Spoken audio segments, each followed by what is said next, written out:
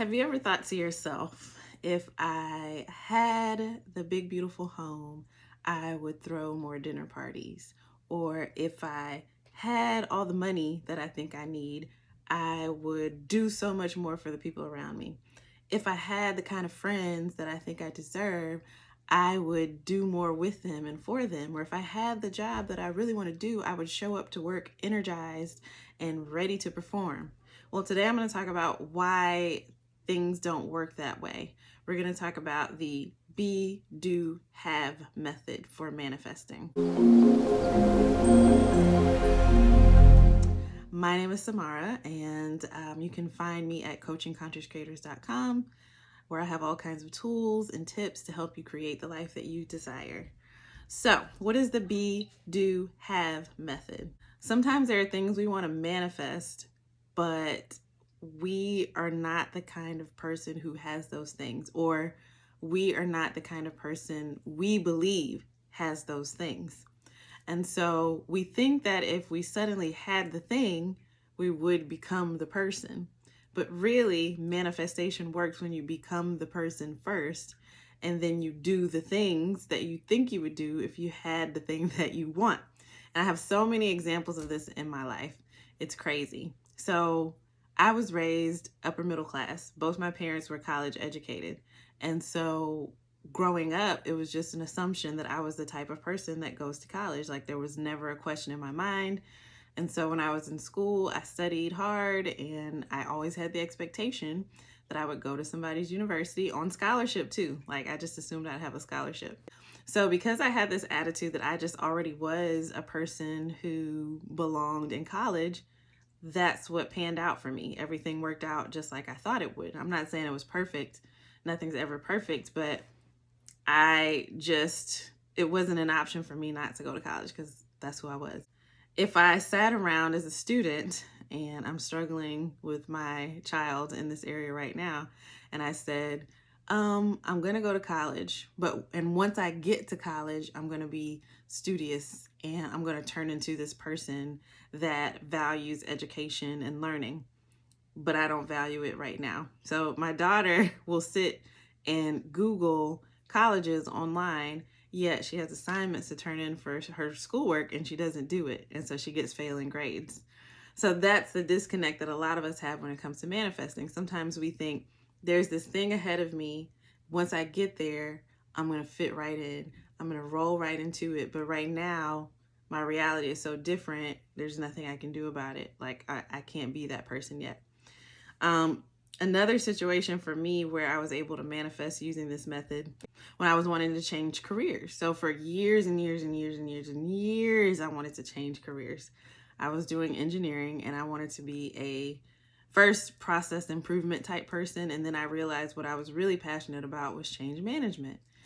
And so for a while, I was super frustrated that I couldn't see how I would make this transition because the two career paths are so different. But at my last job, before I actually got my first change management gig, I started just acting as though I was a change manager.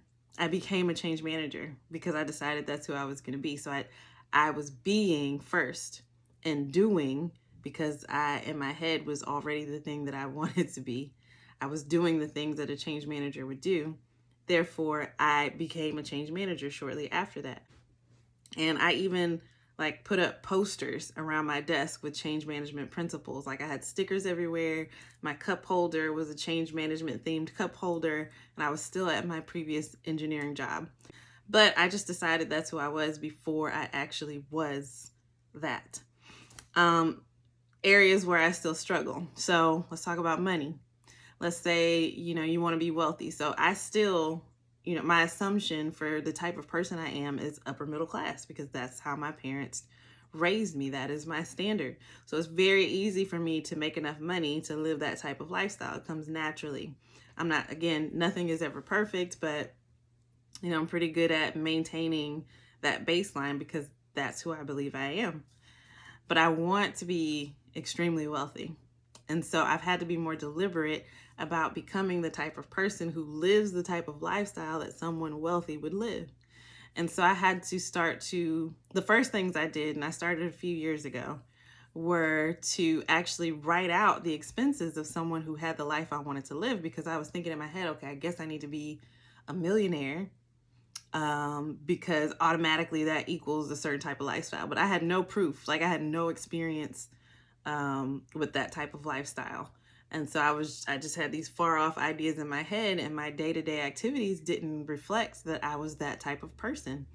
And so the first thing I did was break down what my expenses would be. I went to an open house at this multi-million-dollar home in my area, and I thought it was going to be weird. I was like, I'm going to walk in here, nobody's going to be in here, and I'm going to have to talk to this real estate agent. I showed up, and there were probably about 30 people at this open house. No real estate agent greeting us to be found, and me and the person that I went with just enjoyed ourselves in the home. And so I looked at the price of that home, and I said, okay, about how much would the mortgage be on this home? How much would the electricity bill probably be based on what I know about that? And I broke down all the different costs associated with living in a home like that and came up with a number. And then I said, well, if I lived in this house, I'd want to like entertain and do things like that. How much would it cost me to like throw a party here? And if I want to throw a party, how often would I be doing that? How much would that cost? And I actually wrote all this stuff down. I wrote down the cost of having a maid because it was too big for me to clean.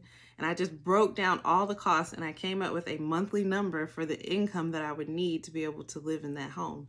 And so I was able to wrap my brain around a more realistic, like day-to-day type of number. And then I looked at that number and I said, well, what kind of work would bring in this kind of money?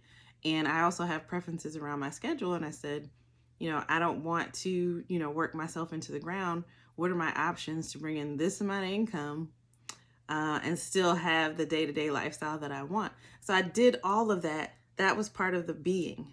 So be, do, have. So now I'm able to do the types of things, or I decided to do the types of things that I would do if I was living in that home and that lifestyle right now. So I started integrating all sorts of activities into my day-to-day experience. And now I feel like the kind of person that will live in that kind of home. And so really it's inevitable, because that's the way it's worked with everything else in my life. As soon as I felt, like truly felt, not just, operating under imposter syndrome, but truly felt like the kind of person who had the thing came. So like I said, doing have, do, be, going backwards is saying this thing is so far off. Once I have it, I'll change. So another exercise that I've done recently is I took a picture of myself, and I think I mentioned this in my last video. And I just imagine what kind of woman I want to be, like what I want my physical appearance to be like, how I want to spend my days, what kind of conversations I want to be having with people. And so I took a picture of myself and put it in this book. Of course, now I can't find it. But I just wrote down all the things a woman like that would be doing every day. So I then took that list of all those things, and I think it was at least, is this it?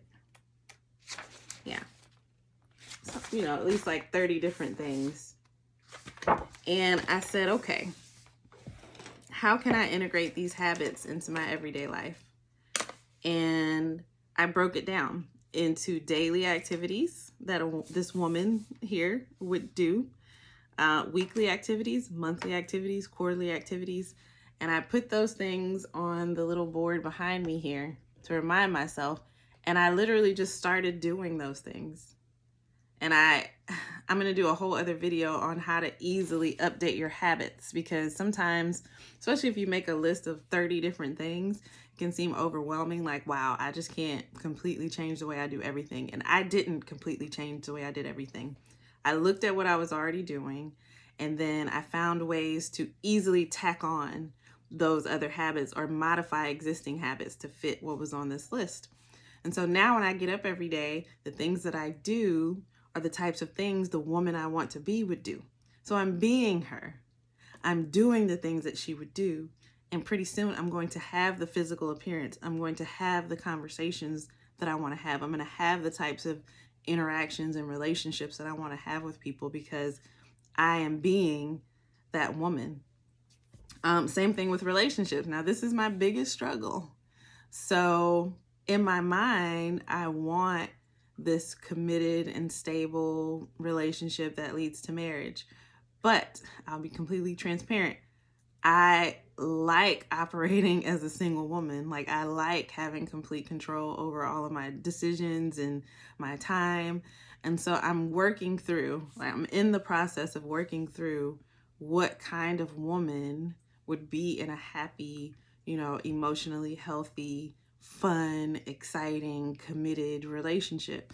And that's my next goal. I'm working to be her as well, so that I can do the things that she would do and have that relationship. So it's be, do, have. You have to be first and do the things that the person you're trying to be would do, and then you have the things that that person has. As if you are interested right now on my Facebook group called Coaching Conscious Creators Manifesting Community, I'm doing a daily gratitude practice. So every morning at 5:30 Central, I'm getting up and using the book The Magic and actually doing the practice on the live. And the purpose for that is to create accountability and community, to hold myself accountable, because if I tell you guys that I'm coming on there, I'm actually going to come on there and do it. But also to give you the opportunity to be held accountable by me and show up and participate in that. So if you're interested in that, you can find me on Facebook at Coaching Conscious Creators. And of course, as always, you can find me at coachingconsciouscreators.com, where I have this journal that I use, Create Your Life Journal. And thank you to all my subscribers and all of you who have been leaving so many wonderful comments on my videos. It really means a lot. And I come on here to help you guys. So thank you so much for watching, and I'll talk to you soon.